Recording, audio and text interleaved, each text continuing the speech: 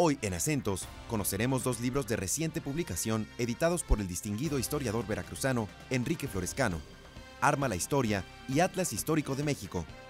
La importancia de divulgar el conocimiento existente sobre nuestro pasado y el entorno en que vivimos. Todo México quedó encerrado en ese libro que se convirtió en una especie de relicario nacional laico, porque enseñaba cómo se formó el país, la nación, el Estado mexicano.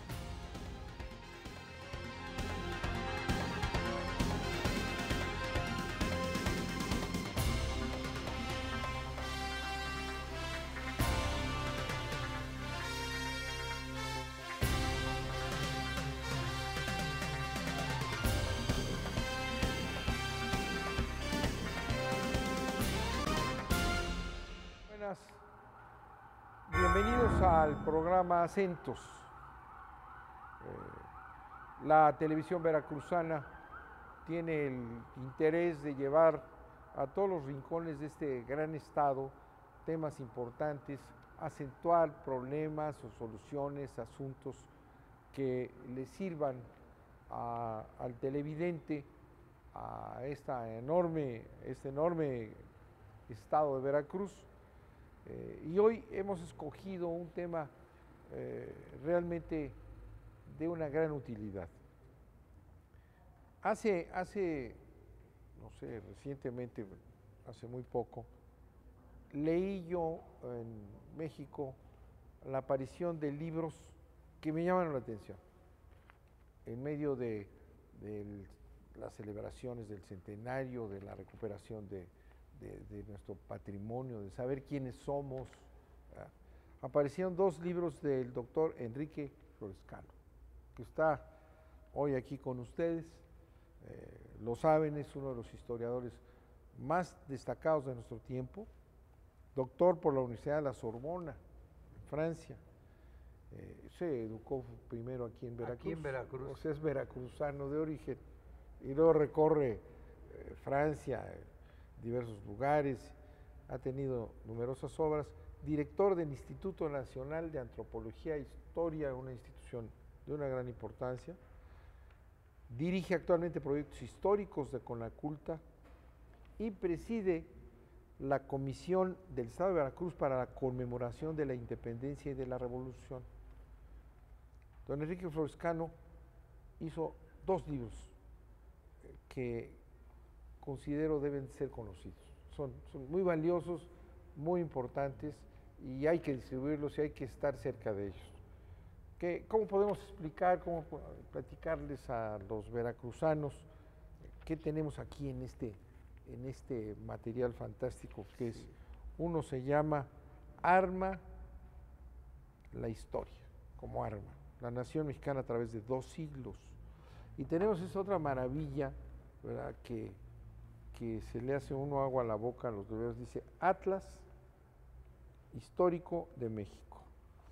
Y es una edición preciosa de mapas, etcétera. ¿Qué has hecho ahí, Enrique?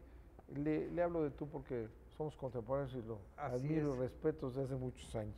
¿Qué puedes platicarnos de qué hiciste en estos dos libros? Bueno, en primer lugar, seguir una tradición. Soy heredero de los historiadores y maestros que se preocuparon por hacer sus investigaciones, pero más que nada por tratar de difundir a un público extenso ese conocimiento que a veces queda encerrado en el cubículo, la academia, la universidad. Esto es la labor que hizo García Cubas, el que primero publicó un atlas histórico y pintoresco de la República Mexicana, que le enseñó a fines del Porfiriato a los mexicanos ¿quiénes eran? ¿Qué era su país? La diversidad geográfica, económica, política. Todo México quedó encerrado en ese libro que se convirtió en una especie de relicario nacional laico, porque enseñaba cómo se formó el país, la nación, el Estado mexicano. esa tradición es la que a mí me inspiró en hacer un libro que sirviera para los niños, jóvenes, profesores, para los mexicanos, en fin, y que pudiera darles una idea de ese desarrollo extraordinario desde la formación geológica del país hasta los días actuales. ¿Y cuál es la estructura? ¿Cómo se hizo este trabajo? Pues es una labor enorme, ¿verdad? Pero al mismo tiempo, lo que veía yo de este libro es que al mismo tiempo de tratar toda la temática de nuestro territorio, ¿verdad?, es manejable. Lo puedes ver con una gran cantidad de imágenes. Es un trabajo muy complejo, ¿no? Porque no solamente es el aspecto histórico, sino el aspecto gráfico. Así es. ¿No? Ha sido un trabajo de muchos años.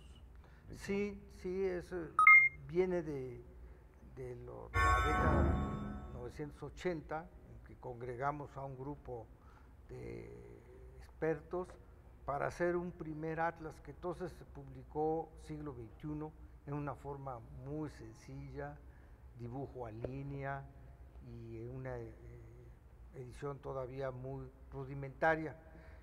Después, al ver que no se actualizaba, intentamos hacer un libro ya que correspondiera al desarrollo tecnológico actual. Entonces, la editorial Aguilar se comprometió a meter toda la cartografía, el simbolismo contemporáneo, y entonces imaginamos este libro que está fundado en mapas y una explicación sucinta de la conformación histórica de México, desde la formación geológica, su territorio, su fauna, su flora, hasta pasar por las distintas etapas históricas, la época prehispánica, la colonial, el siglo XIX y terminar en el siglo XX. Ahora bien, entonces aquí ese texto está fundamentalmente representado en imágenes, primero en mapas, pero también una cantidad muy rica de fotografías, de planos, de biografías de actores destacados en la historia nacional y de algunas anécdotas que refieren a la vida cotidiana. Entonces tiene además su línea del tiempo, o sea, está hecho con los procedimientos técnicos y didácticos para que un niño, que hoy nuestros niños son niños de la imagen, educados en la imagen, pueda, sin leer todavía el texto, sin embargo, darse una cuenta a través de las imágenes, de los mapas, del desarrollo del país. Este libro no existe. Entonces yo no conozco una obra que tenga esta calidad y toda esta imagen reunir toda esta iconografía de Félix María Calleja, el famoso, aquí aparece un cuadro, cómo recuperar toda esta riqueza de grabados. Es una obra fantástica. ¿Cómo se hizo? ¿Hiciste un grupo de historiadores? Originalmente en los 80 sí surgió, pero se publicó de una manera muy sencilla y ahora pues recibimos varios estímulos. Primero, yo no podía hacer libros